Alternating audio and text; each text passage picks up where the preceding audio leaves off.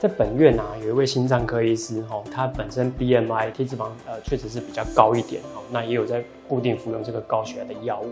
那他本身就是心脏科医师，所以他觉得服用这个心脏这个高血压的药物很正常。好，可是他同时枕边人有抱怨说，他长期都有这个打呼的问题。好，于是他就来门诊求诊。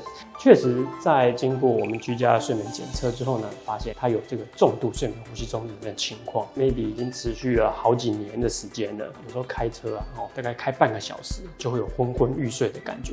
纵使他前一天晚上已经睡得很饱了，他还是觉得开半个小时他就没有精神。早上上班的时候也是会觉得工作效率不好。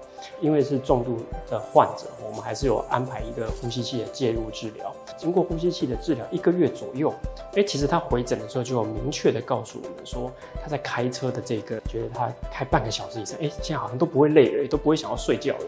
那另外一个帮忙就是，其实戴了呼吸器之后，其实他那个体重的控制反而更理想了。他在1个月之内大概就瘦了8公斤。很多对，在没有用任何其他药物的情况之下，就靠他平常的饮食控制跟这个晚上的血氧量充足。那因为这样，他就继续持续的使用呼吸器。